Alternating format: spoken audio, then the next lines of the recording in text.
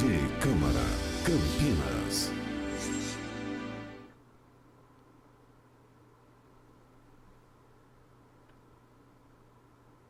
Estamos ao vivo direto da Câmara Municipal de Campinas para o debate, para a transmissão do debate da Comissão Especial de Estudos para a discussão e análise de ações de prevenção à obesidade e diabetes na cidade de Campinas.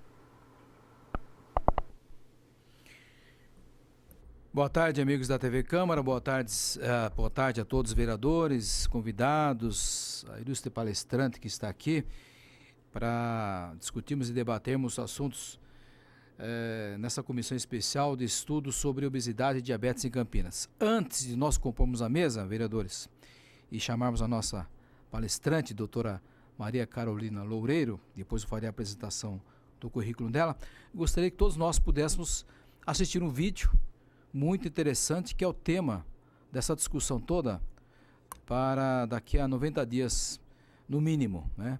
Então, é um resumo de um filme muito interessante que vai despertar em nós a necessidade de debatermos esse assunto aqui com muita seriedade, tá bom? Depois a gente compõe a mesa aqui. Vamos lá.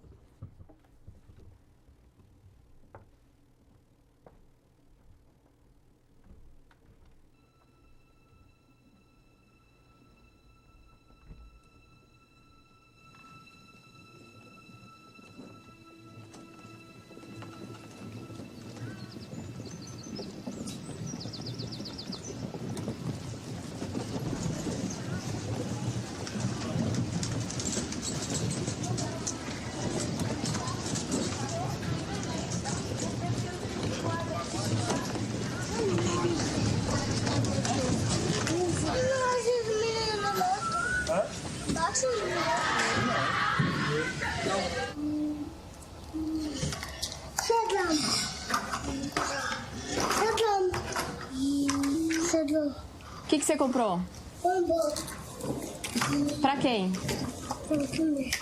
Mamãe. Ian é brincalhão, é bravo. Quando ele quer uma coisa, ele quer porque quer. Caso não dê logo o que ele pedir, aí já viu. A gente bota uma alimentação pra ele e diz assim, só isso aqui. Aí ele não aceita. Ele quer, ele faz greve, ele briga, ele chora, ele diz que não gosta mais de ninguém. Porque ele passou pelo médico, né? Ele deu uma crise aqui em casa de cansaço, né? Aí o pai dele levou ele no pronto-socorro. Chegou lá, os médicos bateram um raio-x dele e falou que o coraçãozinho dele tava um pouco esticado, né? Por causa da gordura dele. A gordura força o pulmão, né? Aí dá falta de ar. E todo ser humano, quando começa a engordar muito, a tendência é forçar o coração e aí ficar com o coração grande. Você anda no tapete. Aqui é teu tapete.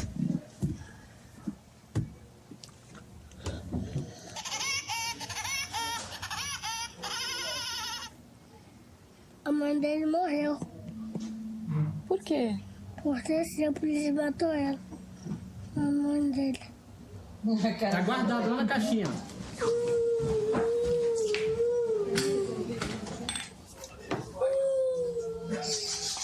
Mas isso é assim, na realidade, o almoço do almoço. Bora merendar então, vamos. Olha aqui, ó. Bora, vem cá com a mãe. Depois a mãe vai ir, mamãe depois. Bora merendar, depois a gente toma depois. Tá bravo. Quer um bolo? Quer a batata? Não pode dar agora, Ian. Então bora merendar primeiro, bora. Sai do meio. Essa daí é a realidade, ó. É isso aí, não deu, se joga, faz. Aí. Não gosta de mim mais não? Então vamos embora. A mãe vai dar, vem cá. Limpa essa lágrima aí, ó. Vem cá. Tira a roupa da boca, tira. Dá um pro pai, meu filho. Olha aí, ó.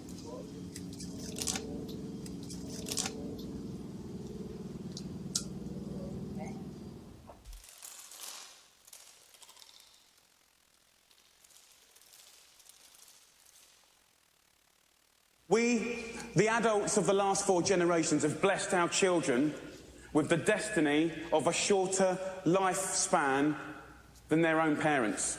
Your child will live a life 10 years younger than you because of the landscape of food that we've built around them.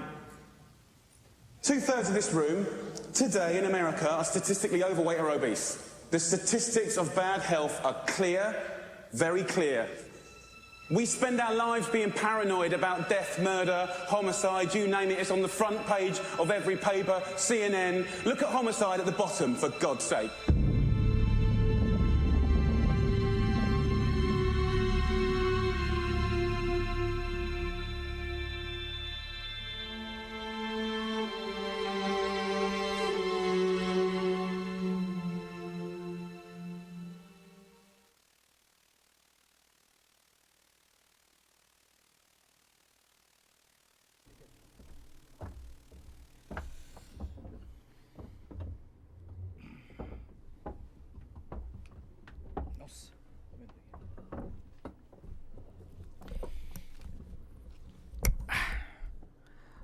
Gostou, Jota?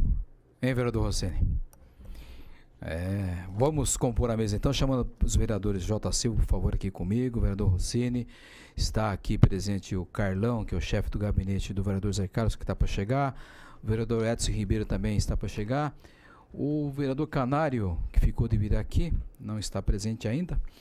Gostaria de anunciar aqui a presença do Emerson Miguel, conselheiro municipal da saúde, não é? Importante você estar aqui. E chamar aqui desse lado a doutora Maria Carolina Loureiro, que vai expor aqui o tema saúde e globalização, o impacto socioeconômico das doenças crônicas não transmitíveis em Campinas e as estratégias de prevenção. Aqui um pequeno currículo da professora doutora Maria Carolina Loureiro.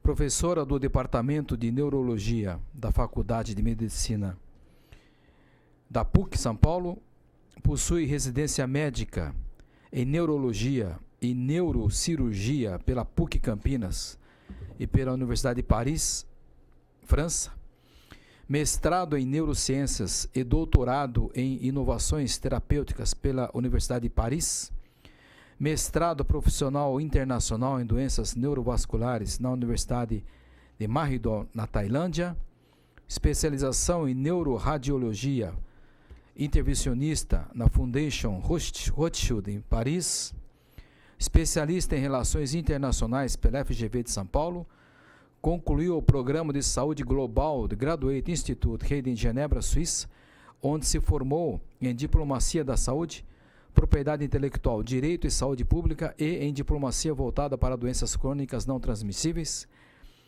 curso de Direitos Humanos na Universidade de Genebra e atualmente desenvolve pesquisa sobre saúde global e diplomacia em saúde na PUC São Paulo. Com vocês, para transmitir todo o seu conhecimento aqui conosco, por favor, doutora Maria Carolina Loureiro.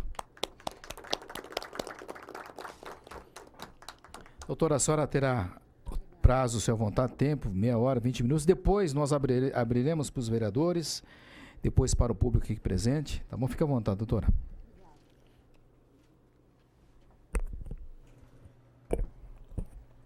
Eu agradeço imensamente o convite do vereador Iabico, das demais autoridades, principalmente porque eu fiquei um pouco chocada positivamente, porque é a primeira vez que pessoas do meio político se interessam por doenças crônicas, que é um grupo de doenças que só está crescendo ultimamente e poucas pessoas se preocupam com isso, mas eu vou contar para vocês por que as pessoas se preocupam pouco com isso. Então, eu os parabenizo exatamente porque nós vamos começar a falar desse assunto em Campinas e talvez através desse primeiro passo, que é através da informação, desse conhecimento transmitido, tanto para o meio político quanto para os profissionais de saúde que também não têm sempre a noção desse impacto. e depois talvez a gente estabeleça estratégias de ação que possam beneficiar toda a população. Eu vou começar contando para vocês um pouco do contexto do que são doenças crônicas, um pouco de definição, porque que hoje doença crônica acomete todas as pessoas, de todos os países. Não tem mais a distinção se é país rico ou país pobre, a gente vai chegar nessas estatísticas, então não se impressionem com os números, é para vocês terem noção da dimensão do problema. Eu vou contar um pouco do impacto socioeconômico. Será que vale a pena fazer prevenção? Quanto nós estamos gastando do orçamento nacional, mundial e de Campinas, com as complicações dessas doenças crônicas? Será que vale a pena fazer prevenção? Essa prevenção vai ficar muito cara? Será que dá para mudar o estilo de vida? E depois eu vou contar mais ou menos para vocês um modelo que funcionou muito bem no Japão e com que meios eles conseguiram uma redução bastante importante. Então, eu peço que vocês lembrem dessa definição. Eu acho que essa definição precisa ter em mente com vocês, para acompanhar a minha apresentação. Já que o tema da aula é saúde e globalização, o que é saúde, o que é global, como é que nós colocamos saúde e política juntos, qual que é a diferença de saúde e medicina? Medicina é a arte da cura, saúde é muito mais do que isso, porque se você vê por essa definição, que saúde é um estado de bem-estar físico, mental e social. Essa palavra social muda completamente a situação, o contexto, o impacto do problema, porque imagine que nós somos ricos e moramos todos num condomínio de luxo, mas se não temos saneamento, pega a dengue. Então, vocês vão ver que o problema social não poupa pessoas com maior poder aquisitivo de adquirir doenças. Então, é disso que eu vou conversar com vocês. Tenham isso em mente. Essa definição de saúde, que é um estado físico, mental e social, veio da OMS, da Organização Mundial de Saúde, que é um braço da saúde das Organizações das Nações Unidas, e o Brasil, 40 anos depois, vem com a sua definição da saúde, que é mais importante. Se tem algo que vocês devem se lembrar no final dessa tarde chuvosa, que todo mundo gostaria de dormir, vocês vão ser torturados por quase 1 hora, então a única coisa que vale a pena é o segundo slide, é esse aqui, que fala que a saúde no Brasil, pela Constituição, é direito de todos e dever do Estado, com políticas sociais e econômicas que visem a redução e serviços de promoção e proteção da doença. Essa primeira frase da nossa Constituição muda completamente o jogo no Brasil.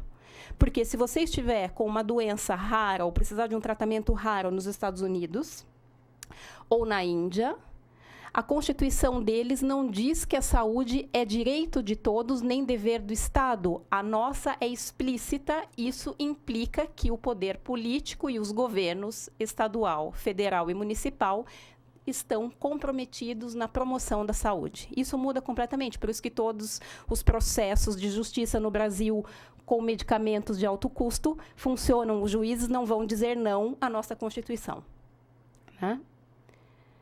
Então, essa definição é baseada na qualidade de vida, na prevenção. E qual é a definição de globalização? Quando a gente fala de globalização, o que é global? É o que está em conexão. As pessoas têm mais mobilidade, o número de viagens aumentou em torno de 93 mil voos por dia. A informação é simultânea, ou seja, a informação, os estudos, os artigos, quando eu me formei na faculdade, eu precisava esperar 1 semana ou 2 o envelope chegar pelo correio, que vinha de São Paulo, da biblioteca da USP. Hoje você lê um artigo no telefone celular, então a informação é simultânea, isso dá acesso a revistas, dá acesso a conhecimento. A migração, a mobilidade de pessoas relacionadas à saúde, nós temos mais médicos, inclusive com médicos estrangeiros dentro do programa, e o comércio, que é o acesso a medicamentos, inclusive o Brasil é um dos recordistas de turismo médico para cirurgia plástica. Então, a globalização nos traz esse perfil de maior comércio em relação à saúde e equipamentos médicos, de mais profissionais. As viagens nos expõem a mais riscos, por exemplo, com ebola, a gripe da Ásia, que aconteceu em 2009. Mas também há um comportamento, um estilo de vida que é igual em qualquer lugar. Todo mundo come McDonald's, inclusive no mundo oriental.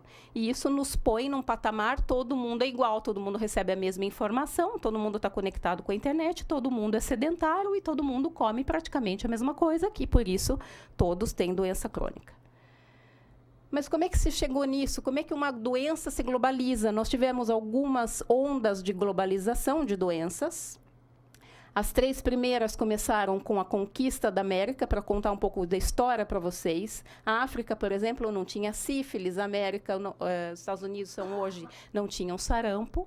E a partir do momento que começam a navios chegar em outros lugares, começam a ter germes, peste, febre amarela, cólera, chegando em outro lugar que não tinha antes. E na década de 80, nós tivemos a AIDS, que também foi uma epidemia que matou tanta gente, e nós vamos saber quantas pessoas ela matou até hoje. E o que elas têm em comum? Essas 3 ondas de globalização, elas têm o problema da segurança. Por que elas mobilizavam pessoas e governos lutavam contra essas doenças? Porque isso era uma ameaça. Quando chegava um navio de Portugal com especiarias, com cólera dentro, ele ficava 40 dias parado para não transmitir a doença para dentro do país, porque isso colocava a vida das pessoas em risco.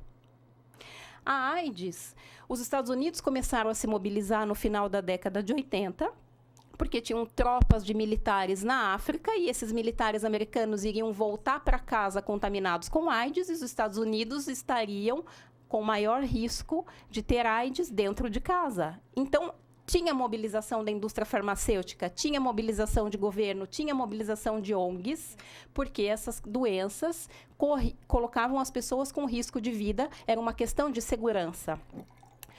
Hoje, nós já saímos um pouco deste perfil epidemiológico, porque o número de vacinas, hoje o Brasil é um dos melhores em vacinação infantil, com 98%, 99% das crianças recebem vacina, isso diminui o risco das grandes doenças, as doenças mais comuns causadas por algum tipo de vírus ou bactéria, por exemplo, meningite, gripe, tudo isso é evitado, porém, as doenças crônicas é onde nós estamos hoje. E o que são essas doenças crônicas? São doenças que não são causadas, em geral, por nenhum germe, nenhuma bactéria, nenhum vírus. Elas acontecem ao longo da vida das pessoas e elas estão relacionadas aos hábitos de vida. 2 vezes, essa é a sala da Organização das Nações Unidas em Nova York, só 2 vezes se falou do tema de saúde aqui dentro. A primeira foi em 2000, foi a questão da AIDS, que era uma grande epidemia, e a segunda vez que as Nações Unidas fala de um problema de saúde, porque as Nações Unidas fala de temas políticos, quem fala de saúde é a Organização Mundial da Saúde. A ONU fala de AIDS em 2000 e fala de doença crônica em 2011. Então, nós estamos desde 2000 com um aumento enorme, massivo da incidência de doenças crônicas, porém, as Nações Unidas só falaram disso em 2011, foi a segunda vez que fala de algum tipo de problema de doença. Ou seja, se eles param para falar de política e começam a falar de problema de saúde, é porque tem algum impacto. O que será que chamou atenção? Porque 73% de todas as mortes em 2012, esse é o relatório da Organização Mundial da Saúde, publicado em 2014, mas são dados de 2012, que 2 terços de todas as doenças são causadas, as mortes são causadas por doenças crônicas. Tinha-se a impressão que essas doenças acometem países ricos. Vejam que 80% das mortes ocorrem em países com baixa e média renda. E falava que era doença de idoso, mas 1/3 morrem com menos de 60 anos, que é a população ativa, porque a nossa expectativa de vida hoje no Brasil é de 75 anos, ou seja, se você morre com menos de 60 por alguma doença crônica, você perdeu no mínimo 15 anos de vida. E vejam a relação do número de pessoas em 2005 até 2005 que morreram com AIDS, em azul. Em verde, vocês estão vendo que morreram só com problemas cardíacos. Hoje, nós temos os dados de que, até 2008, 35 milhões de pessoas morreram por conta da AIDS, desde que ela começou. Em 2008, 36 milhões de pessoas morreram em consequência de doença crônica. Em um ano, em 2008, morreu exatamente o que todas as pessoas de AIDS. Então, a proporção é muito maior. E o gasto? Aqui, vocês têm o orçamento, é um dado do Instituto de Washington, que é muito bom em estatística relacionada à saúde mundial. E vocês estão vendo aqui, nesse quadrado, são 360 milhões gastos com doenças crônicas no planeta. Se você somar o que gastam as ONGs, o que gastam todos os governos, o que gastam as fundações, todas as doações, corresponde a 3% de gastos com saúde. Então, ela mata 72% no mundo, 74% no Brasil, mas a gente só gasta 3% com doenças para tratar doenças crônicas. E vejam a base desse gráfico, que é o que a gente gasta com AIDS, mais de 100 bilhões de dólares por ano. Então, vocês vejam a proporção de número de pessoas e quão pouco nós gastamos com doenças crônicas.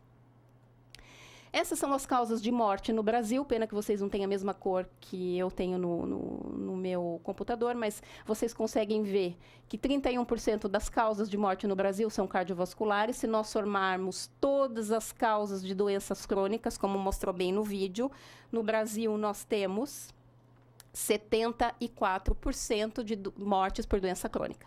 Esse quadro mostra, que é do mesmo site do Instituto de Washington.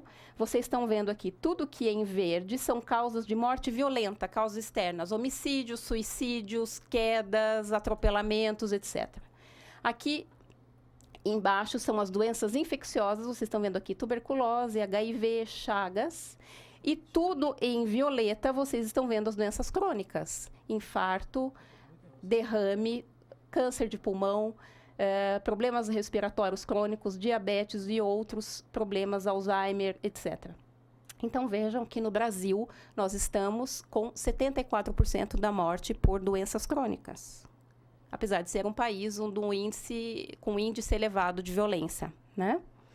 E esses dados, como que a OMS, como que a ONU chega nesses dados?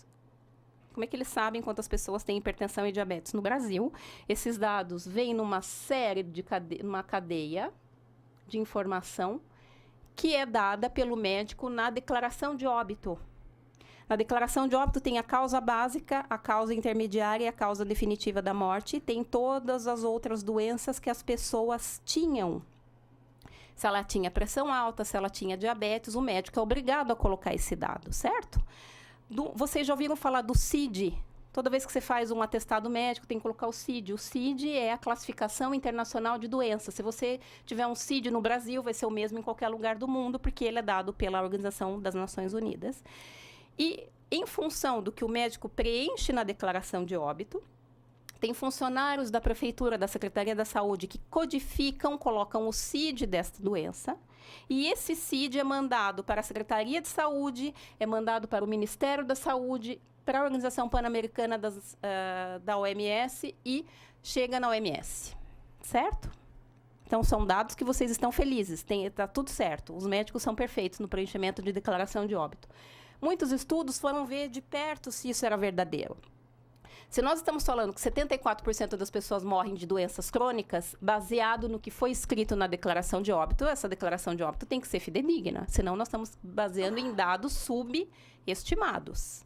E esse estudo que foi publicado na Universidade do Paraná diz que 70% das declarações de óbito que eles revisaram do total de 721 tinham causas básicas, pouco informados ou com algum erro. Conflito de informações, 7%, e um preenchimento errado, invertido, entre causa básica, intermediária e final, estava invertido, isso dava 12%. Ou seja, os dados que nós estamos vendo são subestimados. Pode ser que nós tenhamos muito mais pessoas com hipertensão e diabetes do que se imagina. E aí, eu fui verificar isso numa universidade, num hospital universitário em Campinas, onde eu trabalhava, e num semestre, em 2013, nós chegamos, Eu revisei todas essas declarações e nós temos 32,6% de alguma falha nas declarações de óbito. Isso quer dizer, no prontuário tinha que o paciente era hipertenso, na declaração de óbito não colocaram que ele tinha hipertensão. Ele morreu de câncer, mas ele também tinha hipertensão, vocês entenderam? E isso é 1/3 das declarações, ou seja, pode ser que nós tenhamos mais casos do que aqueles que eu vou apresentar para vocês, que o SUS apresenta, que o Ministério da Saúde publica e que chega até a última escala internacional, tá bom? Fatores de risco para doenças crônicas, esses são os principais: tabagismo, sedentarismo. Vejam que ele está deitado, mas ele está levantando peso. Ninguém nega que ele estava fazendo atividade física, mas só com o braço, lendo uma revista deitado. O uso abusivo do álcool e alimentação não saudável. Esses fatores de risco levam a fatores de risco intermediários, que são hipertensão, o aumento do açúcar no sangue, que é intolerância à glicose, e o ganho de peso. Todos esses fatores, eu sei que a comissão está voltada para a obesidade e diabetes. Eu peço desculpas por ter incluído hipertensão, porque é um dos grandes fatores de risco com grande impacto em doença crônica. Os órgãos mais afetados por hipertensão arterial, dia 17 de maio, domingo, foi o dia da hipertensão arterial. 1 a cada 3 pessoas sofre de hipertensão, 1 em cada 3 com hipertensão não sabe que é hipertensa, e 1 em cada 3 não está controlando a pressão, apesar da tomada de medicamento, ela não está no nível ideal, que é abaixo de 140/90. Ela comete o cérebro, causando derrame, provoca cegueira, insuficiência cardíaca, problemas de infarto, levam os pacientes a uma insuficiência renal, que acabam precisando de transplante renal ou de diálise, e entupimento de artérias, levando a amputações de repetição. E as complicações finais, então, vocês já sabem: o derrame, o problema cardíaco, a diálise, a cegueira e as lesões de pé diabético ou de pé por má circulação. Quais são os fatores de risco que o Brasil tem? Esse gráfico mostra que o Brasil, 70% das pessoas têm uma dieta de risco, com muito sal, ou muito açúcar, ou muita gordura, ou tudo junto. Inatividade física ou sedentarismo, 48% das pessoas no Brasil não praticam nenhuma atividade física. O recomendado são 30 minutos, pelo menos 4 a 5 dias por semana. E vocês vão vendo que esse risco de aumentar a pressão, que está em azul, aumenta com a idade. Quanto mais velha a pessoa, maior o risco de hipertensão, mas as crianças também estão expostas, por exemplo, ao risco do tabagismo. Mas aqui a gente vê, mas por que criança está fumando? Não, isso é tabagismo passivo, que aumenta o risco de doença respiratória e câncer na fase adulta. De todos esses fatores de risco, alguns no Brasil estão diminuindo, tem menos pessoas fumando, porque os locais são fechados. O Brasil assinou a Convenção Antitabaco da OMS. As pessoas estão praticando um pouco mais de esporte, antes era 14,8, agora é 14,9, mas o excesso de peso e a obesidade aumentou 5%. Tá? Isso é impressionante, porque o Brasil, hoje, e a Arábia Saudita são os 2 países onde as crianças e os adolescentes estão mais obesos. É uma faixa que os Estados Unidos está estável, e o Brasil e a Arábia Saudita está aumentando. Aumenta a classe média, o brasileiro não é mais desnutrido, mas ele tem um poder aquisitivo que compra mais comida processada, mais refrigerantes, mais salgadinhos, brinca menos, corre menos e fica mais obeso, e ficam hipertensos e aumenta o colesterol, e leva a esse quadro que hoje é de 48% das mulheres estão com excesso de peso no Brasil, 17% são obesas, homens 50% têm excesso de peso e 12% são obesos. O Dr. Ricardo Sugahara está aqui, ele é cirurgião de obesidade, e ele pode explicar um dia para vocês com mais detalhes a respeito desse impacto da obesidade no Brasil. Aqui é um gráfico que mostra homens em verde, mulheres em azul, isso na década de 80, quantas pessoas eram obesas, e aqui, por exemplo, 15% das crianças, que a faixa etária está aqui, as crianças, né, adolescentes, menos de 20% das crianças eram obesas, e hoje elas estão com mais de 25%. tá bom? E mulheres em torno de 60 anos, vocês estão vendo aqui, é quase 60% de homens e mulheres no Brasil estão com sobrepeso ou obesos. Então, vocês veem a diferença que acontece nos últimos anos no Brasil. E essas doenças crônicas, a gente precisa lutar contra elas, por quê? Porque elas têm um impacto no desenvolvimento do país. Qual é esse impacto? É isso que eu vou contar para vocês, quanto que a gente gasta com isso, quanto que a gente gasta em Campinas com isso e quanto que você pode poupar do dinheiro público com isso. Então, aqui vocês estão vendo a perda de renda do Brasil só com doenças do coração, derrame em diabetes. O Brasil perdeu só em 2007 2,7 bilhões de dólares. Isso é quase 1% do seu PIB. Então, isso é impactante. O Brasil gastou, em 2007, 60 milhões só para diabetes e suas complicações.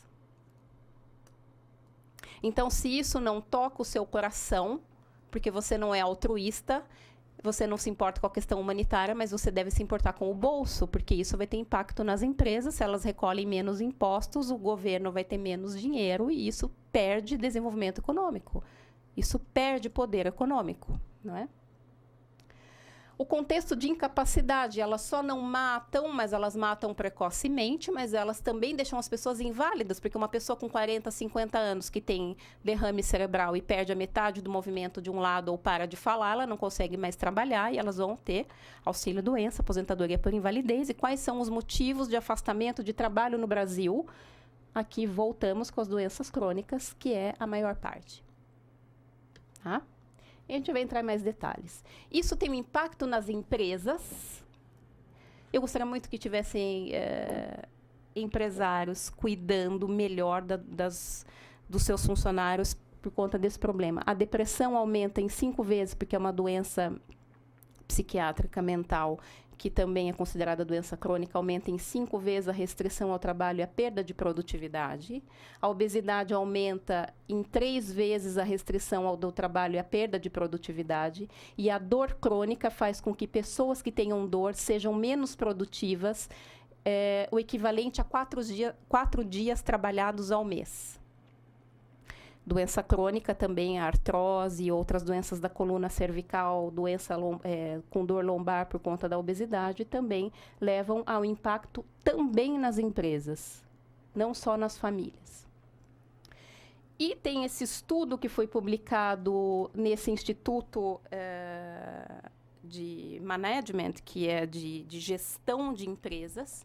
Eles avaliaram o impacto das doenças crônicas, a perda de produtividade, principalmente em relação ao tabagismo. Então, vejam que a perda de produtividade com não fumantes, quando eles não entram em pessoas que não entram no programa para deixar de fumar, elas têm uma perda de produtividade, um custo para a empresa de $4.400 ao ano, enquanto que as pessoas que não fumam têm um custo de perda de produtividade, que eles chamam de presenteísmo. Você foi trabalhar, mas você não faz nada.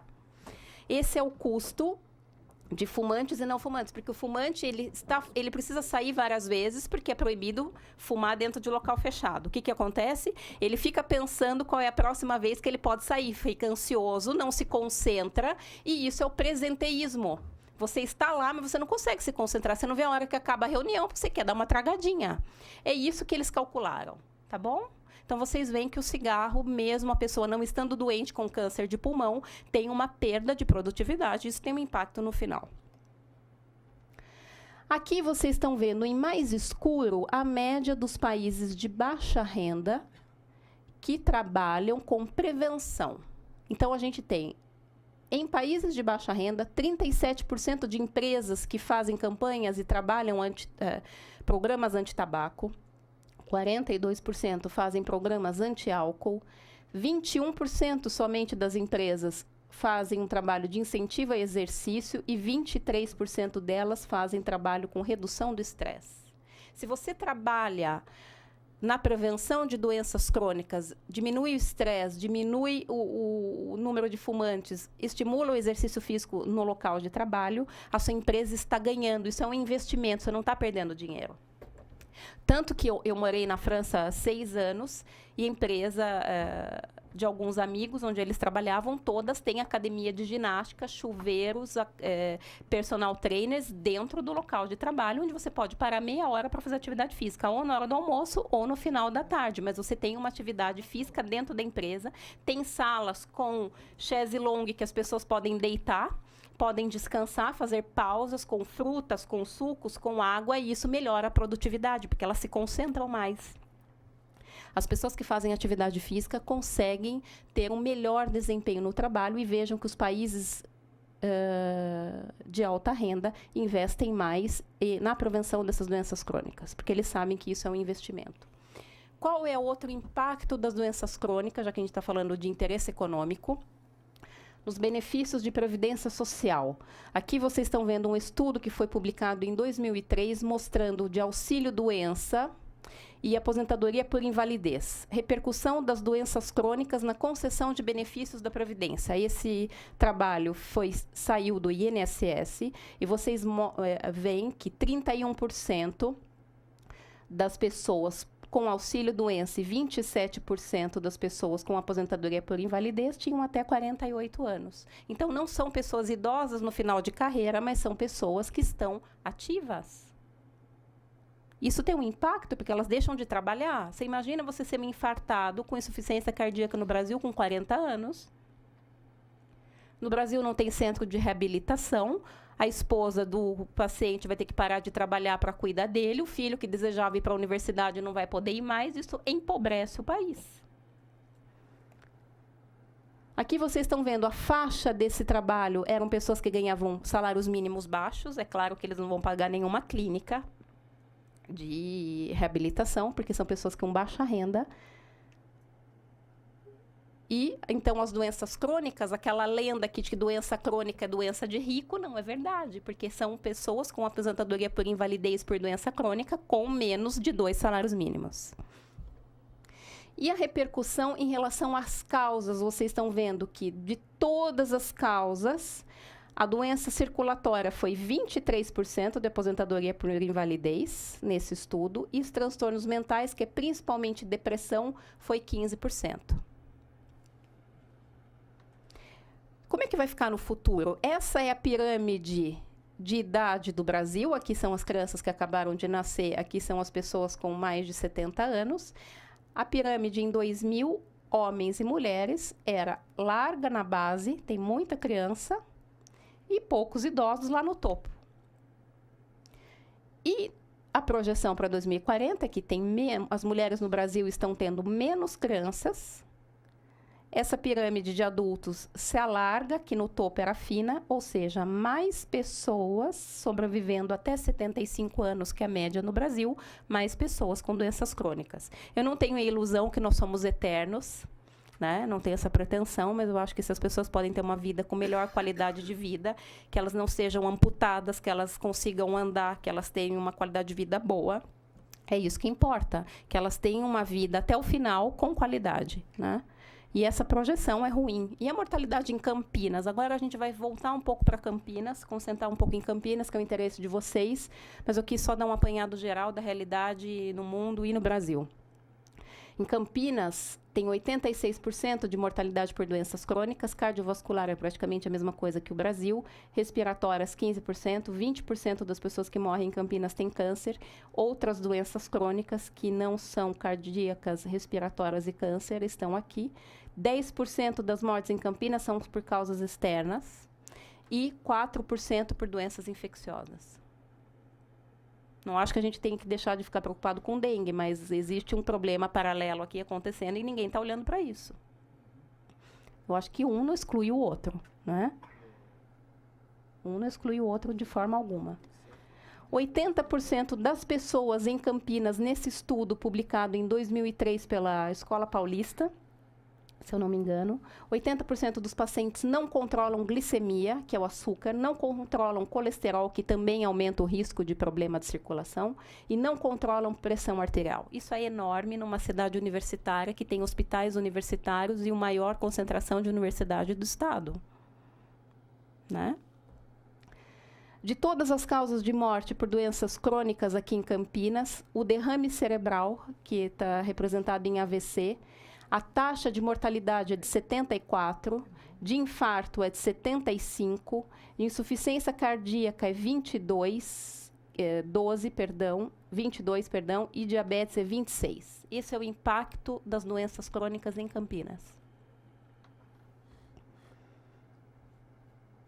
A população dessa cidade, 51%, somente 51% depende do SUS. Que sorte que nós temos que tem gente com poder aquisitivo aqui. Você imagina você ter esse impacto com 100% das pessoas, 80% das pessoas dependendo do SUS. Vai ter dinheiro para pagar todos os infartados, colocar stent no coração de todo infartado? Acho que não. O número de leitos médio em Campinas é de 0,98 por 1.000 habitantes. A média nacional é 1 leito,69 por 1.000 habitantes. Para vocês terem uma ideia, são dados do CNES de 2012.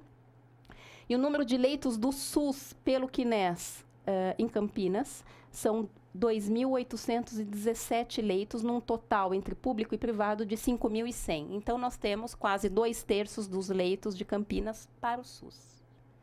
Tenham isso em mente.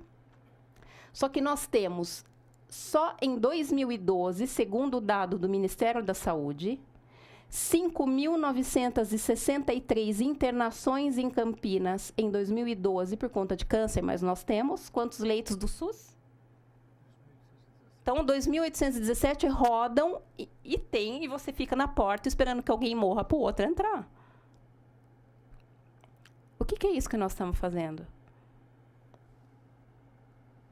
Nós temos 2.283 pacientes internados com derrame cerebral em Campinas, 3.461 por infarto, 656 só por conta de hipertensão e 845 só por conta do diabetes. Isso foi dado de 2012. Tá?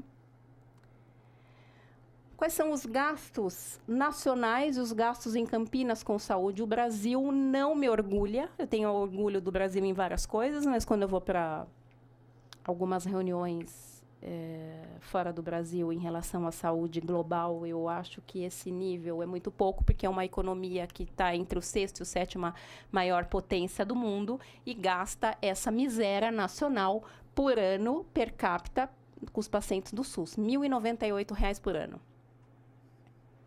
A Suíça gasta $5.900 por ano, o Japão gasta 5.800, se eu não me engano, e assim vai.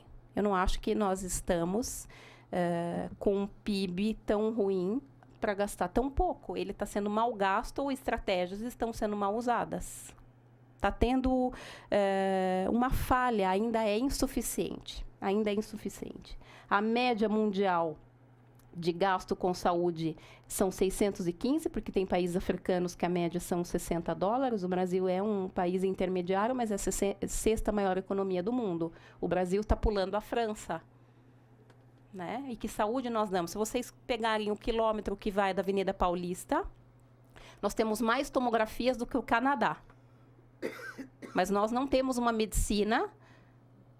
Nós temos uma medicina cheia de infraestrutura, mas nós não temos uma saúde melhor que o Canadá. Então, vocês veem aqui a diferença entre saúde e medicina.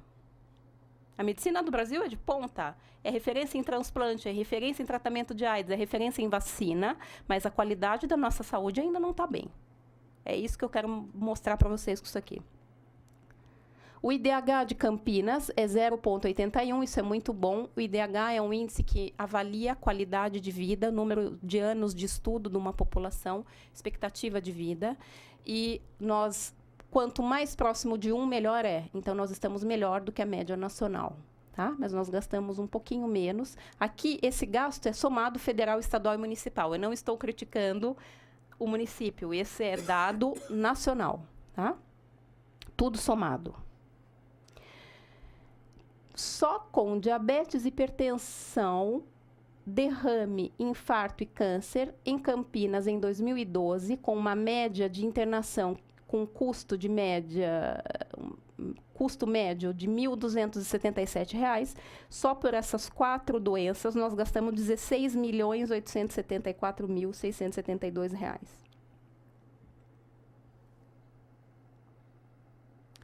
Os gastos com saúde, é claro que o governo federal, vocês sabem, todos os jornais falam que nos últimos anos o governo federal contribui menos no financiamento da saúde, o município só está colocando mais dinheiro, mas vejam que isso é insuficiente, porque nós estamos tendo mais doenças crônicas, não é culpa de ninguém, mas nós temos mais doentes, não é?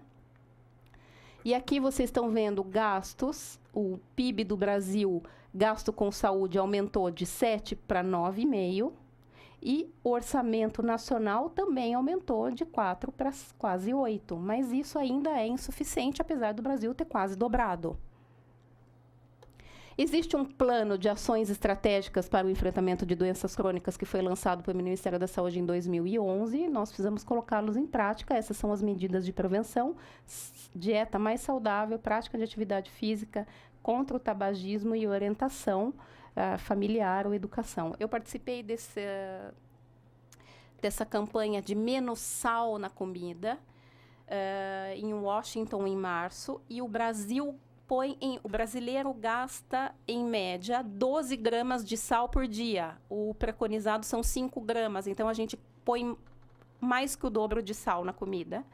Isso tem um impacto nas hipertensões, no problema da circulação. Onde que está esse sal? Esse sal está nos pães, nos salames e embutidos, nas pizzas, nos assados, nas sopas ou alimentos preparados, e sanduíches tem grande quantidade de sal. Então, isso é um trabalho que a gente deve fazer também com as indústrias, com alimento processado, para colocar menos sal.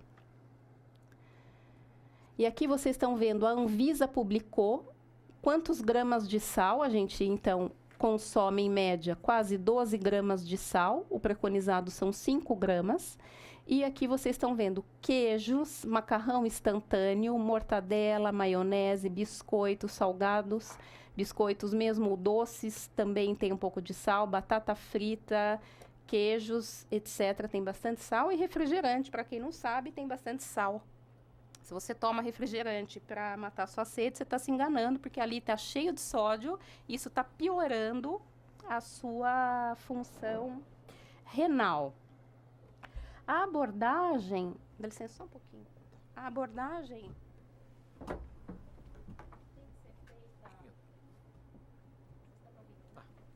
A abordagem tem que ser feita, eu acho, multidisciplinar,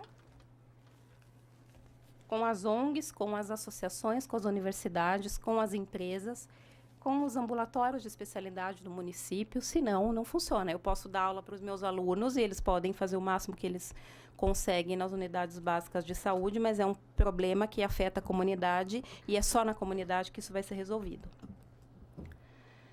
Por quê? Porque as doenças crônicas afetam as crianças. Se a mãe é obesa, aumenta o risco da criança ser obesa, aumenta na infância, como a gente viu no vídeo, o número de salgadinhos que você come, os litros de refrigerante, em média, a criança brasileira toma 7 litros de refrigerante, em média, isso é enorme. E é uma doença que se acumula ao longo da vida. Você pode não sentir nada, mas esse risco acumulado chega na idade adulta com toda a força, não é? E eu gosto muito desse exemplo dessa comunidade no Japão. Foi na década de 60, eles estavam um pouco sem dinheiro depois da guerra, não tinham recursos, e não sei se vocês sabem, mas a população japonesa tem um grande risco de acidente vascular cerebral por problema circulatório. E eles estabeleceram nessa cidade, nessa comunidade pequena, um programa de diagnóstico precoce com exames de sangue, para todas as pessoas da cidade com mais de 40 anos, ligava uma enfermeira na casa das pessoas e falava: olha, essa semana você deve fazer um exame de sangue para medir açúcar, colesterol, fazer um exame básico, e eles faziam a triagem, então, de quem tinha, quem não tinha o risco de ter pressão alta, diabetes e algum colesterol alto, por exemplo, que precisasse ser tratado. Eles promoveram educação sanitária nas escolas. Vocês estão vendo aqui foto das crianças nas escolas, e os donos de restaurante eram convidados para ensinar crianças a colocar menos molho, menos sal, menos açúcar na comida. Isso foi na década de 60. Eles promoveram atividades físicas em grupo, tanto nos parques da cidade com os idosos, quanto dentro das empresas. Eles estabeleceram 1 hora de atividade física em todas as empresas nessa cidade. E o curso de cozinha, workshops dentro das escolas. Com isso, eles reduziram, foi publicado em 2012 esse resultado, que 85% reduziu de todos os casos de derrame que tinham em relação à década de 60, 85% a menos depois dessas medidas de prevenção.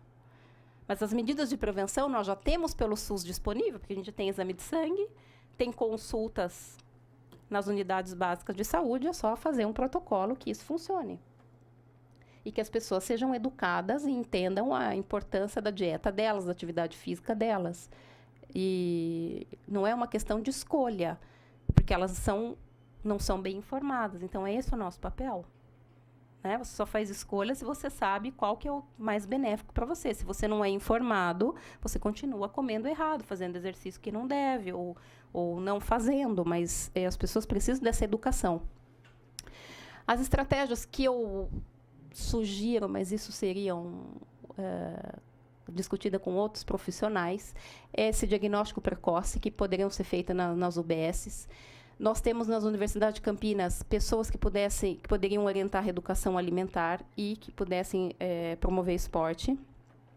Nas empresas, principalmente, rever essas cantinas e refeitórios para uma dieta mais saudável, para reduzir os riscos, aumentar a produtividade, diminuir o absenteísmo, como vocês viram, porque tem um médico do trabalho dentro de todas as empresas. E aproveitar o potencial intelectual da cidade, especialistas, as universidades que têm enfermagem, nutricionista, médico. Aqui vocês vão ver a evidência do benefício dessas medidas. A mudança de estilo de vida reduz entre 35% e 58% a incidência de diabetes. O uso de metformina, que é um remédio utilizado para diabetes do adulto, reduz em 25% a 31%. O controle da pressão arterial reduz em 35% as complicações cardiovasculares. O exame oftalmológico, uma vez por ano, diminui em 70% a perda visual severa por conta de problema circulatório e diabetes. Uma visita no oftalmologista ao ano. O cuidado com o enfermeiro orientando os pacientes a risco que podem ter úlceras, feridas nos pés, principalmente os diabéticos ou com problemas de circulação. Essa orientação reduz o risco de feridas graves e de amputação entre 50% e 60%. E o uso desse medicamento específico, que existe em genérico, está dentro da farmácia popular para todos os diabéticos, reduziria em 42% a insuficiência renal, que leva a diálise e a transplante. Então, essa projeção futura, vocês estão vendo aqui a obesidade infantil, a projeção, se deixarmos como está, é que ela chegue a 46%. Nós estamos tentando reverter isso aqui, mas já está tarde, né? A redução de sal de 12 para 5, que é o ideal, que é isso que a gente tem que chegar. E o aumento de atividade física, que hoje está em torno de 18%, nós temos que aumentar para 25%. Nós temos, eu estou quase terminando, nós temos 8 enganos em relação à doença crônica, e eu mostrei para vocês. Doenças crônicas afetam somente pessoas de alta renda, países de alta renda, não. 80% das doenças crônicas acontecem em países de baixa e média renda. Países de baixa e média renda deveriam controlar as doenças infecciosas antes das doenças crônicas? Não, sobretudo nas zonas urbanas. A Índia, Brasil, 70% da população está nas grandes cidades, onde tem maior impacto das doenças crônicas, então uma não exclui a outra. As doenças crônicas afetam principalmente pessoas ricas. Isso não é verdade, eu mostrei para vocês que existe um grande impacto na população de baixa renda, inclusive em Campinas, 7% da população gasta em torno de 20% do seu orçamento com saúde. Isso é muito alto, né? 20% é muito alto. Doenças crônicas afetam principalmente idosos? Não. 1/3 das doenças crônicas afetam pessoas com menos de 60 anos. Elas afetam principalmente os homens? Não. 53% homens e 47% mulheres. Isso é praticamente igual. Estatisticamente é praticamente a mesma coisa. Não sei se vocês sabem, mas a metade dos lares brasileiros são mantidos por mulheres. Isso é um problema, porque as crianças ficam praticamente órfãs. Se você tem uma única mãe com 3 filhos com um derrame no hospital, quem cuida dessas crianças? A metade dos lares no Brasil são mantidos por mulheres. Quantos por cento? A metade. As doenças crônicas são resultados de estilo de vida não saudáveis? Parte verdade, parte não, porque as pessoas precisam... A responsabilidade individual só vem com a orientação e com acesso. Se fruta custa mais caro do que a lasanha congelada, fica difícil ter o acesso. Então, as pessoas precisam ser orientadas, educadas, mas elas precisam ter acesso. As doenças crônicas não podem ser prevenidas? Sim, eu mostrei para vocês que podem ser prevenidas. E que custa caro o controle? Não. Isso não é verdade, esqueçam isso, isso é lenda. E, para concluir, elas são doenças que são doenças crônicas, elas acometem o coração, o cérebro, diabetes e câncer, e as doenças mentais, principalmente depressão. Fazem parte do grupo de doenças não transmissíveis, que eu não passo de um para o outro. Por isso que as pessoas não se ocupam tanto de doenças crônicas, porque você não passa de um para o outro. Então, não é considerado urgência nunca, porque não é como uma gripe, não é como ebola. Então, eu não vou morrer disso, eu não passo isso para o outro. Então, a gente vai tomar conta depois. 3/4 de todas as mortes são causadas por doenças crônicas, lembrem disso. 3/4. Em Campinas, só 10% é morte violenta. Eu não estou excluindo a tristeza de uma morte violenta na família. Isso é horrível, mas isso pode ser evitado com medidas de segurança, mas doenças crônicas mata 3 vezes mais, 7 vezes mais. Os países mais pobres são os mais afetados. 80% dos países pobres estão afetados por morte por doença crônica. O problema tem forte impacto na qualidade de vida dos afetados, causa morte prematura e gera efeitos econômicos que estão ainda subestimados, porque você não calcula todos esses dados, aposentadoria por invalidez, todos os anos que a pessoa deixou de produzir, todos os anos que o filho do afetado deixou de estudar. Esses dados econômicos não estão representados aqui, então a dimensão disso é maior. Os fatores de risco são, sim, evitáveis. A atividade física se pode fazer, a dieta pode melhorar. O controle da hipertensão, do diabetes, inclusive tem farmácia popular que fornece medicamentos. Os medicamentos estão cada vez mais acessíveis, mas a resposta é inadequada e elas estão sendo negligenciadas. Só para lembrar o início, para quem não dormiu, o direito de todos e dever do Estado, essa é a nossa responsabilidade. O Brasil se comprometeu com isso na sua Constituição, que é linda no papel.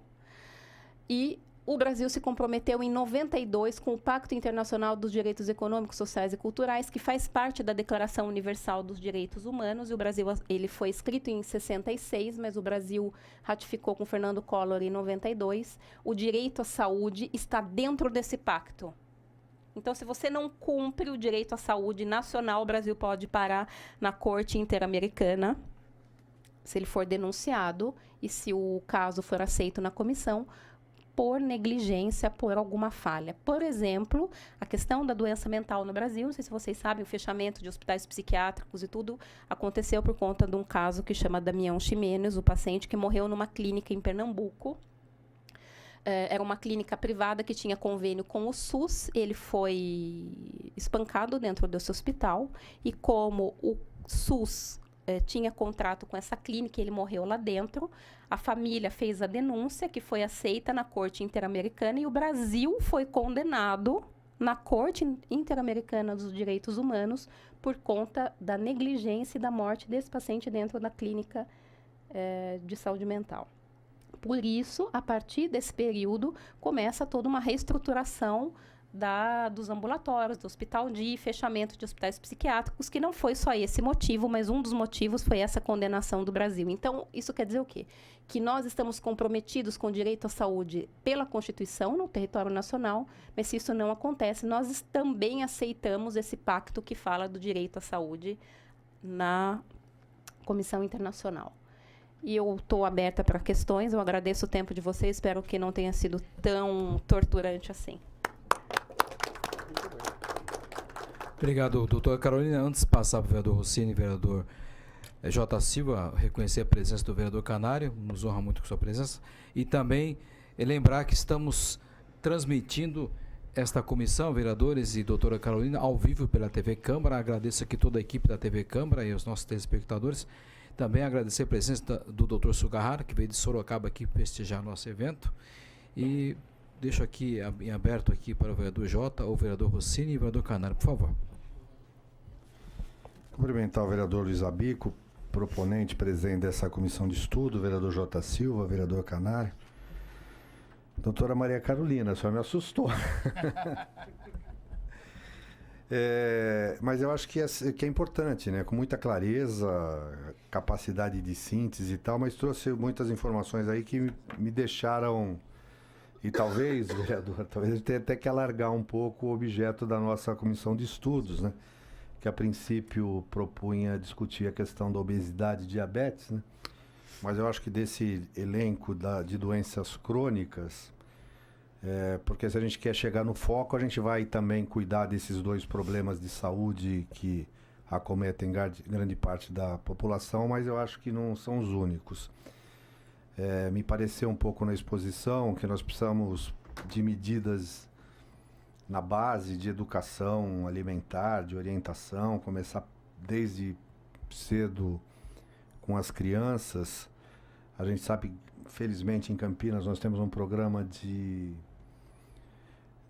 merenda, né, educação alimentar, que me parece bastante de boa qualidade, né? Eu acho que nas escolas, pelo menos aqui em Campinas, as crianças acho que têm tido acesso a uma refeição adequada. Eu não sei até que ponto as escolas avançam numa proposta de educação alimentar e tal. Como é que essas crianças podem depois... Elas comem em casa e voltam para casa, eu não sei o que comem, né? E me assustou alguns parâmetros, por exemplo, que o nosso limite diário é 5 gramas de sal por dia, é isso? Existe, precisa ficar claro, a diferença entre sal e sódio, né? 40%...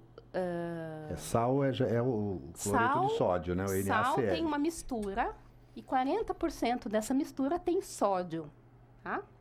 Então, o limite de sódio preconizado é 1,5 grama de sódio ou 5 gramas de sal, que seria uma colherzinha de café. É o equivalente. Quer dizer, em 5 gramas de sal, em tese, você tem uma grama e meia de sódio. Isso, né? E nós consumimos 12 gramas de sal. Pois é. Que é mais do que o dobro. Isso aumenta o risco de doença hipertensiva, doença cardíaca e tem sal em tudo, quer dizer, isso foi uma das coisas que me assustou, né? Quer dizer, mesmo refrigerante, etc e tal.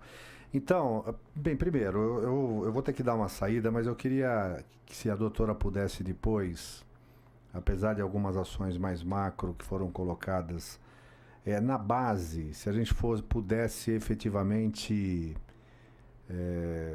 através de ações de políticas públicas, né, o que poderia ser feito para, de alguma forma, tentar evitar que a nossa população continuasse ou com estilo de vida, com hábito alimentar inadequado, como garantir o acesso ao alimento saudável. Você mesmo disse, desculpa te chamar de você, né, doutora, mas a senhora mesmo disse, não adianta, se a fruta que é mais saudável custa mais do que, né, pizza congelada.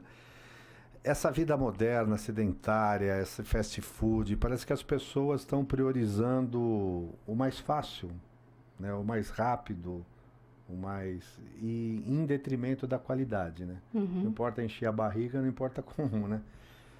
Sinceramente, assim, eu acho que a exposição foi boa, me deixou preocupado. Eu acho que depois a comissão deve estar discutindo mais algumas coisas de como é que a gente faz para passar chegar essa informação em todas as pessoas do nosso município, né? Eu acho que eu não gostaria de deixá-lo assustado, senão você vai ter um infarto e eu vou ficar me sentir culpada. Não era o objetivo. Mas, assim, identificar o problema e mostrar a solução. Para todo o problema existe solução. Eu acho que as medidas... Nós temos recursos para que a prevenção funcione. Precisa da conscientização política, da classe dos profissionais de saúde. Eu acho que o treinamento, se o senhor pega a cidade, o treinamento tem que ser da população na UBS, mas para que a população na UBS tenha... Por que precisa ser na unidade básica de saúde? Porque precisa ter vínculo. Você não muda o seu comportamento individual se você não acredita no que aquela enfermeira está te contando. Ou aquele médico está te falando. Então, são pessoas que devem receber orientação depois de um diagnóstico precoce. Quem entra num protocolo, poderiam ser criados, por exemplo, junto com os médicos da rede municipal, protocolos de diagnóstico, quais são os exames que nós vamos fazer 2 vezes por ano para identificar quem tem colesterol alto, quem tem pressão alta, quem tem diabetes. Essas pessoas a risco entrariam num programa de cadastro dentro de cada unidade básica de saúde para receber aulas, para receber palestras, orientações ou material. Ali mesmo poderiam ser criados workshops com nutricionistas para fazer receitas saudáveis. E ali em volta do quarteirão, daquela quadra, daquela região, poderiam ter profissionais da área de esporte para fazer caminhadas ou ginástica coletiva. E isso poderia ser representado também nas empresas, através do médico de trabalho, que recebeu essa orientação. E ele chama para a sala dele as pessoas que são a risco, para fazer exames mais periódicos, para tomar a medicação com clareza. Eu tenho no meu ambulatório de doença cerebrovascular pacientes que eu tenho que desenhar o sol e a lua, para ele saber que um comprimido é de manhã e um comprimido é à noite. Nós estamos em Campinas. O senhor entende? Então, se um profissional de saúde não é orientado para explicar para o paciente dele por que ele precisa fazer aquela dieta, por que ele precisa tomar o remédio que ele recebe pela farmácia popular, o paciente fala para a gente, olha, eu já tive derrame, mas eu tenho pressão alta, mas eu não estou com dor de cabeça. Mas ele tem que entender que ele não vai ter dor de cabeça todos os dias e que a pressão dele não vai dar nenhum sinal. Mas se você não sabe que 40 anos você pode ter hipertensão e não sentir nada, é um desperdício. Então, a educação pode ser feita nas unidades básicas de saúde. As campanhas, elas são boas, mas muito verticais. Tem que ser algo ao longo do ano transversal. Talvez vocês não vejam a curto prazo esse resultado, mas é o legado que nós vamos deixar. Então, essa surpresa que você teve, é para isso que serviu a minha presença aqui, porque essa surpresa faz mexer. E as estratégias nós temos. Você tem unidade básica de saúde, os exames de sangue já existem, a média de Campinas de consultas por ano são 3 consultas ao ano, é mais do que o suficiente para identificar o problema do paciente. Mas os profissionais de saúde precisam colaborar e vocês têm profissionais de saúde nas escolas, as professoras precisam receber orientação para que essas crianças sejam multiplicadoras, mas se a professora não recebe a orientação, ela não vai mostrar a importância e a criança não vai replicar. Perfeito. Eu só queria agradecer mais uma vez e, assim, esse susto talvez seja alerta. Eu assustei por mim, assim, pelo meu estilo de vida, hábitos, etc. E preocupado também com os meus filhos. Mas eu acho que clareou muito para mim, acho que um pouco o papel dessa comissão.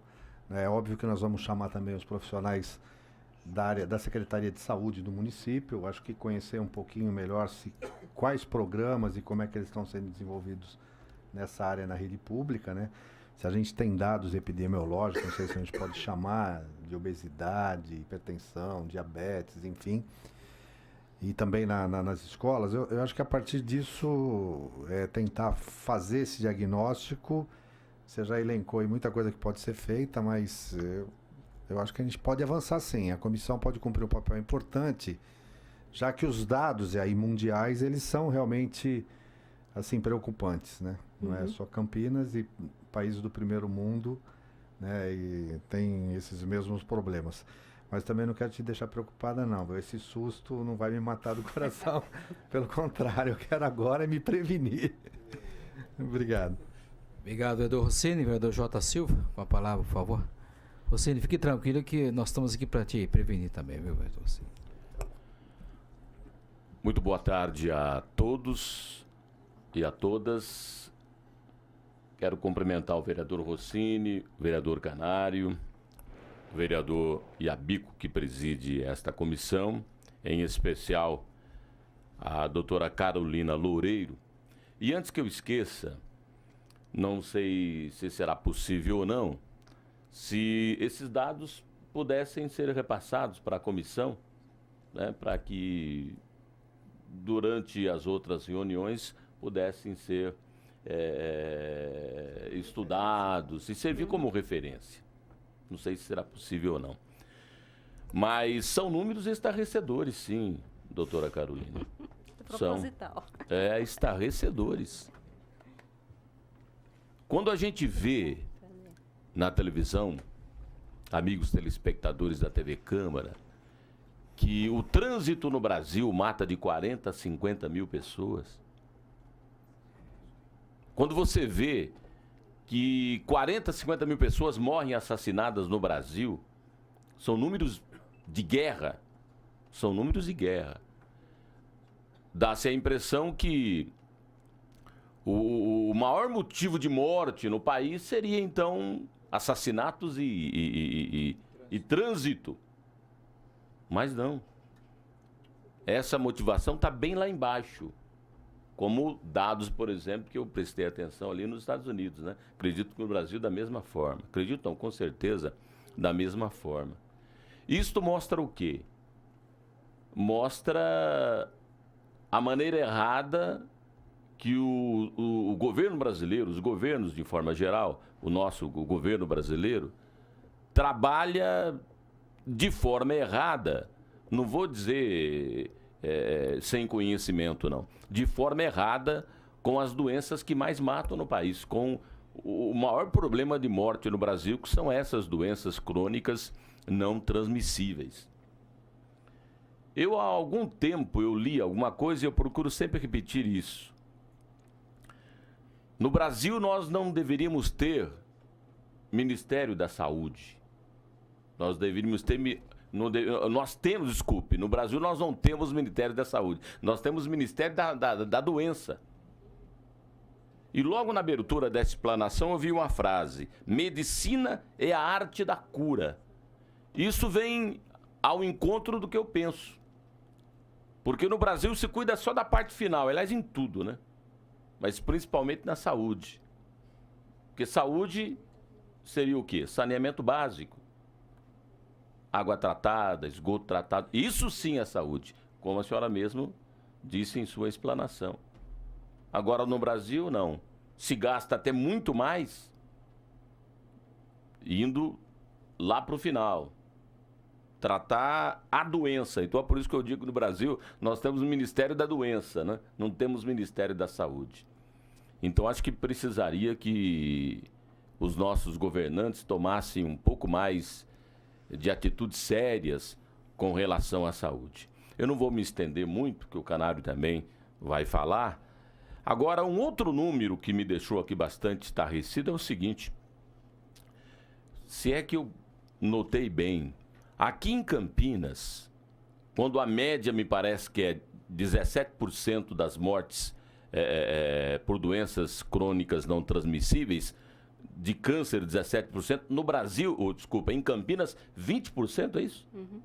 Mais que a média? Mais que a nacional? Mais que a média nacional? Eu anotei bem esse dado. A média me parece 17%. Campinas 20%. E Campinas 20% das mortes por câncer. É um número também bastante alarmante. 40% de câncer, 40% de todos os cânceres você consegue fazer prevenção, porque eles são causados, por exemplo, o do colo de útero é causado pelo vírus HPV, inclusive está tendo vacina para os adolescentes e crianças que podem ter riscos, né?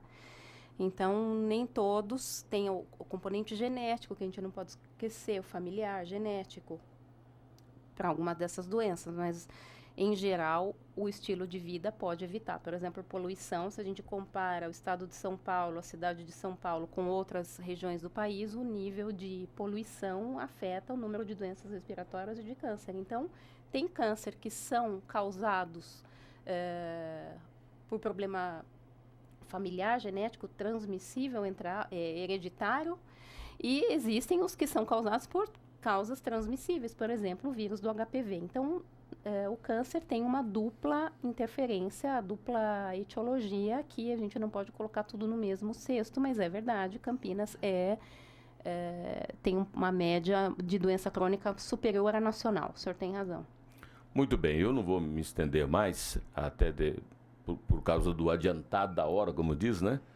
Mas os dados são realmente alarmantes. Até eu acho que essa explanação da doutora Maria Carolina Loureiro, com todos esses dados, essa explanação deveria ser transmitida em rede nacional para ser melhor discutida.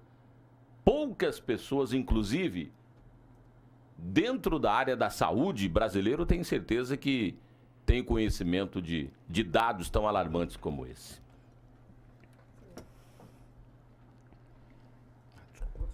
Não. Obrigado, vereador J. Silva, com a palavra, vereador Canário. Depois nós abriremos, se alguém quiser. Ô, vereador Zé Carlos, senta aqui. Não, por favor. Vem falar um pouquinho. Você tá meio gordinho. Tá bom, hein, Zé Carlos? O vereador Zé Carlos, nosso relator, mas está com a primeira...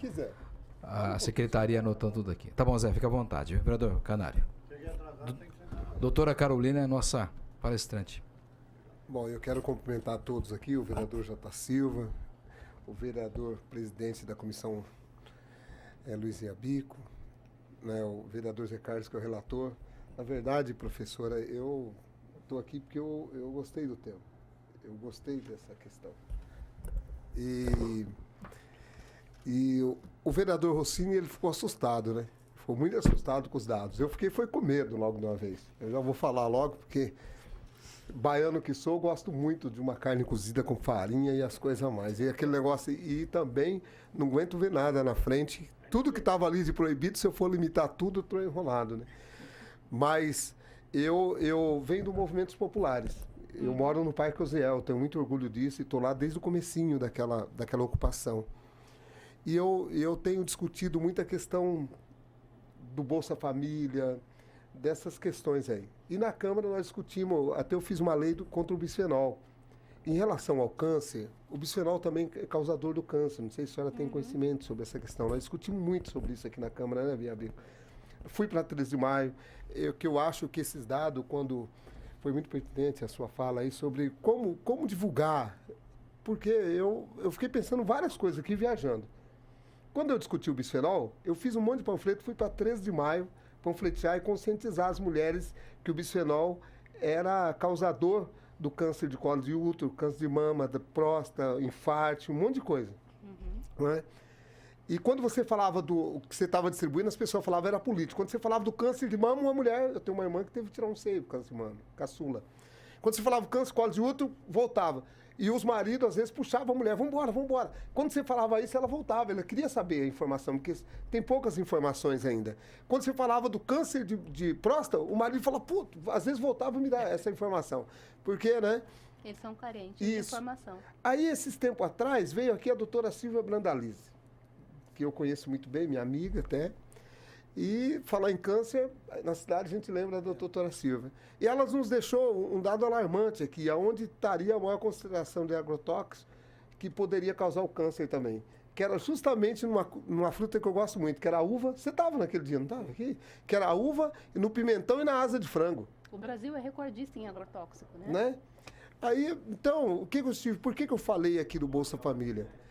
Esses dias atrás, eu estava de secretário de Trabalho e Renda e voltei. Logo que eu voltei, eu trouxe dados alarmantes do corte de recursos do governo federal, justamente na área da saúde e da educação.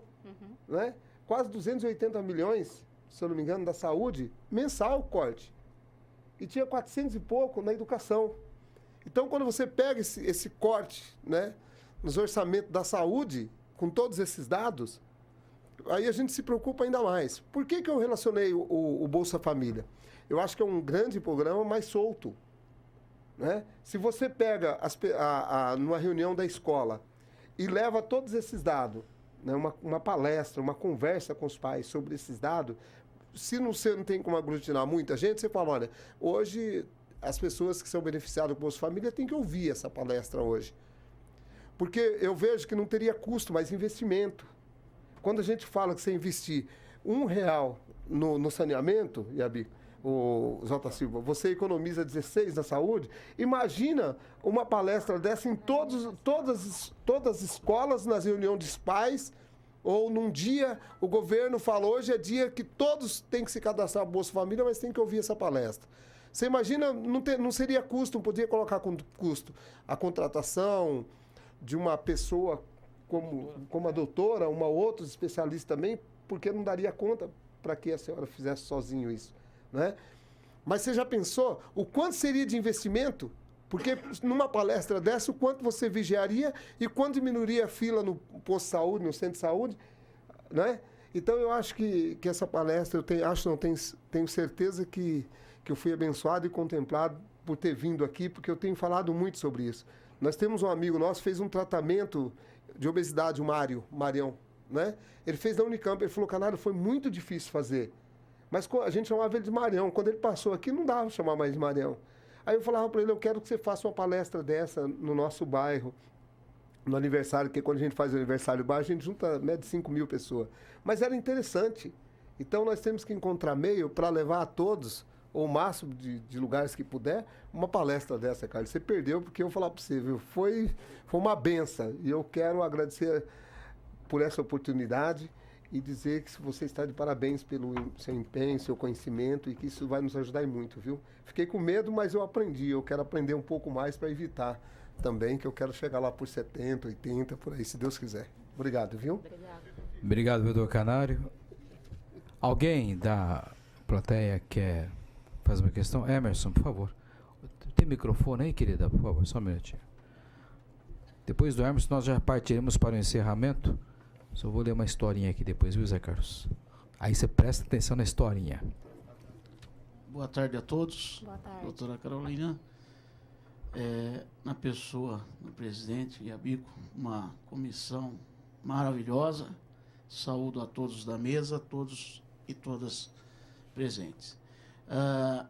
Na realidade, doutora, eu fui agraciado por uma palestra sensacional.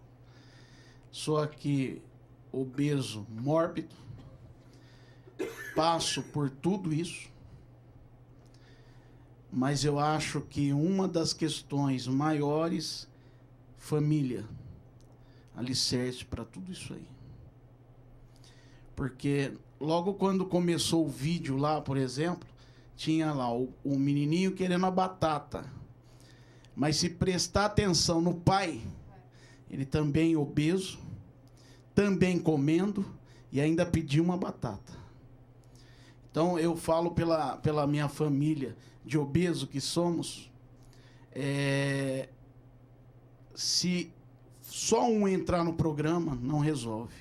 É a família como um todo. O exercício, importantíssimo, porque quando eu faço a minha caminhada, a minha disposição é melhor, o meu dia é melhor, enfim. E isso influencia e muito nesse programa também.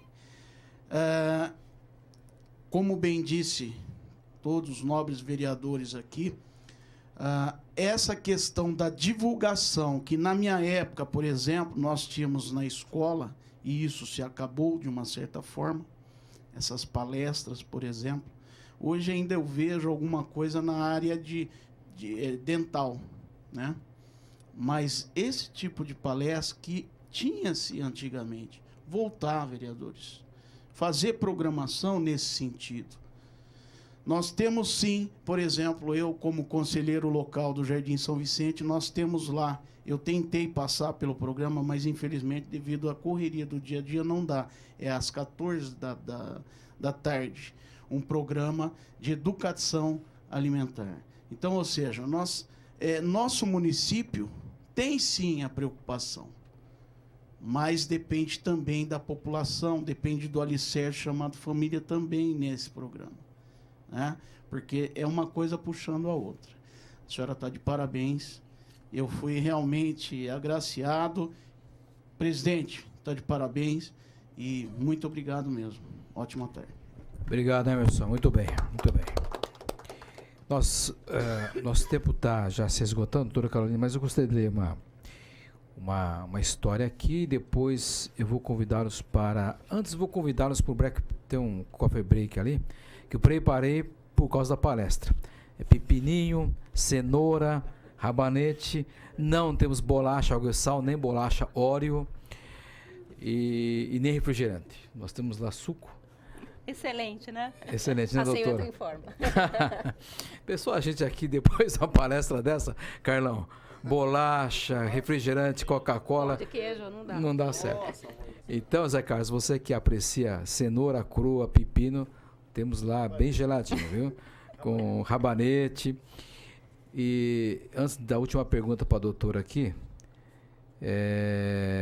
deixa eu fazer a pergunta, depois eu encerro com a história, que é triste a história aqui, para encerrar o nosso tema de hoje. Doutora, preparei aqui uma pergunta. O que o poder público pode fazer para chamar a responsabilidade das indústrias alimentícias sobre a pandemia da obesidade e doenças crônicas? Porque partem delas todas, não é epidemia, é pandemia. Por exemplo, fazer uma comparação com a indústria do cigarro. O cigarro é tão nocivo e tão proibitivo e tão hoje repelido pela população que você tem vergonha de fumar na frente de todos. Aí a indústria alimentícia também, esses produtos, essas bolachas carregadas de sódio, etc, etc. Que tipo de... o que o poder público poderia fazer para chamar a responsabilidade, doutora? Vou responder aqui no microfone. O que a senhora acha? Obrigado. Pronto. Tá ligado? Tá ligado. Essa discussão, essa pergunta é muito difícil. Essa discussão eu tive com membros da ONU em janeiro desse ano. E a resposta não é fácil. Algumas sugestões, eu não tenho poder para isso, por isso que eu estou aqui, até para que vocês, pessoas que têm possibilidade de tomadas de decisão, possam influenciar muito mais do que eu. Eu tenho conhecimento técnico, mas não tenho o poder político e nem esse conhecimento. Algumas sugestões naquele encontro ficaram.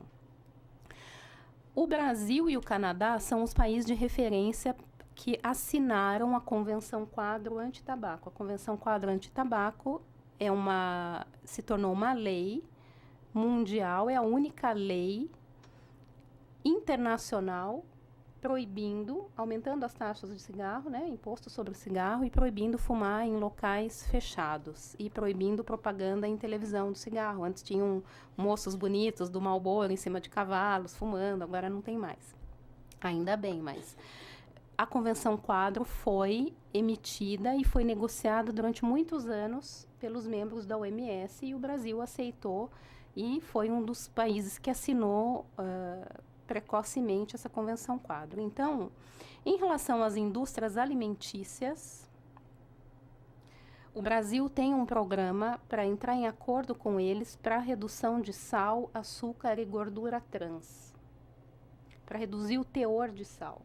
Tem um estudo da Sociedade Americana, da Associação Americana de Coração, que propôs às indústrias alimentícias, com a redução de 50% do teor de sódio, eles diminuem 20% as doenças cardiovasculares. Isso aconteceu nos Estados Unidos, mas isso tem que ser através do governo federal, para que todas as indústrias se responsabilizem e recebam esse compromisso, que negociem esse compromisso. Esse projeto já existe no Brasil. O que pode ser feito é por etapas. Não tem como você proibir que se venda biscoito, que se venda salgadinhos, que se venda refrigerante. O que precisa ter, por exemplo, de um lado, a escolha da população, e você só faz escolha quando você é informado. E como você é informado quando você vai comprar um biscoito? Quando tem selos dizendo...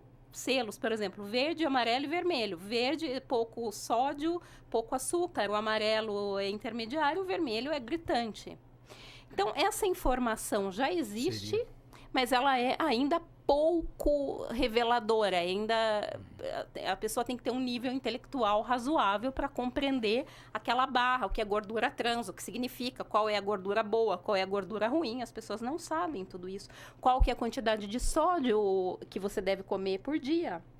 Isso, eu acho que de um lado precisa da educação e do outro precisa um compromisso do governo nacional em relação a estabelecer regras. O único país que eu conheço que estabeleceu regras proibitivas para a indústria alimentícia foi a Inglaterra. Até hoje. Eles têm um programa de sódio e açúcar em todo o alimento processado que foi negociado com a indústria, mas foi como cigarro. Hoje não pode mais fumar. Hoje não pode mais colocar X quantidade de sal. E hoje não pode colocar mais X quantidade de açúcar. Foi isso que eles fizeram, mas foi o único país onde isso está funcionando definitivamente. A França está, de uma certa maneira, melhorando aqueles selos de informação de cada alimento. E ela recomenda em toda a propaganda para comer 5 frutas diferentes ou verdura ao dia, e as cantinas da França são extremamente saudáveis, extremamente. As crianças são multiplicadoras dessa informação, eles vendem, não tem na França nenhuma escola, máquinas de refrigerante, máquinas de bombom ou cantinas que vendam esse tipo de coisa. Eu acho que é uma solução intermediária até que não exista uma decisão definitiva do governo nacional para impor para todas as indústrias, né? Obrigado, doutora. Entendemos. Obrigado. E essa comissão, como a senhora falou, a Câmara Municipal tomou essa iniciativa e eu conversei com todos os membros da nossa equipe, da nossa comissão, o vereador Zé Carlos, eles vão se dedicar a debater esse assunto, porque é um assunto extremamente importante para o futuro do orçamento municipal, pelos números que a senhora mostrou. Se o município não tomar as providências, o estrangulamento do recurso público municipal na saúde, especialmente, vai ser inevitável, não é? Então, nós temos que ter essa iniciativa. E começando agora, quem sabe daqui a alguns anos, toda essa iniciativa desses países já evoluídos tenham alguma repercussão aqui na nossa cidade, né? Eu gostaria de encerrarmos, ler uma história aqui, e nós partimos para o nosso coffee break, que está aqui no fundo, na sala VIP. Obesidade matou meu filho, lamenta mãe de adolescente. É uma notícia que saiu no BBC Brasil. É o seguinte, o britânico Sean Appleby morreu no dia 26 de fevereiro, agora, devido à síndrome da morte súbita de adultos. O detalhe é que Sean tinha apenas 18 anos. Segundo a mãe do adolescente, Satis, ele estava acima do peso, era viciado em junk food, comida McDonald's, né, etc., e passava até 12 horas por dia jogando videogame no computador. Os médicos disseram à mãe desse jovem que a obesidade de Sean foi um dos fatores que contribuíram para a sua morte. Diz a mãe, fui acordá-lo no quarto dele e ele estava frio e morto, disse a mãe de Sean à entrevista BBC. Ele estava com excesso de peso, não estava obeso, na opinião dela, mas estava com excesso de peso. Ele estava com 92 quilos, com 1,87 m, mas o médico disse que o dano já tinha sido feito quando ele tinha 14 anos de idade, né? Então nós vimos no início do estudo da comissão aquele videozinho daquele menininho de 4 anos de idade que já está com problema cardíaco e problema pulmonar. E se ele não se cuidar, se os pais não tomarem atitude, ele vai caminhar para esse mesmo problema desse jovem adolescente inglês, né? E igual a esse jovem que o J. Silva ficou assustado com o vício já na bolacha, na batatinha frita e no refrigerante, milhares e milhares e milhares de jovens nós temos que prevenir e cuidar, né, doutora? Portanto, essa comissão agradece muito a sua colaboração, a sua presença aqui, a sua participação. Nós estamos dando o início a um debate muito legal, muito bacana. O Dr. Sogahara está aqui para contribuir conosco futuramente e outros profissionais estarão conosco. E nós estaremos visitando escolas vereador Canário está convidado para ver realmente que tipo de educação alimentar as escolas estão proporcionando às crianças, né? E receberemos aqui vários profissionais. O secretário da Saúde já está convidado para passar para nós os números, né, e as atividades da Secretaria de Saúde no que se refere à obesidade e hipertensão e diabetes aqui na cidade de Campinas. Enfim, é um debate muito amplo. O vereador Rossini disse que temos que ampliar o leque e nós teremos ainda muita oportunidade de nos vermos novamente, doutora Carolina. Quero agradecer aqui o vereador J. Silva, o vereador Rossini, que já se foi, o vereador Canário, que está aqui, o vereador Zé Carlos Silva, todos presentes, o doutor Sugarrara, o Emerson, todos que estão aqui participando conosco, a TV Câmara, que nos ajudou a transmitir ao vivo esta primeira reunião da obesidade e diabetes aqui na cidade de Campinas, e agradecer especialmente a doutora Maria Carolina Loureiro, que tratou do tema saúde e globalização, o impacto socioeconômico das doenças crônicas não transmissíveis em Campinas e as estratégias de prevenção. Então, nós encerramos esta reunião de hoje e todos estão convidados para o coffee break com um palitinho de cenoura. Obrigado, boa noite, até a próxima reunião.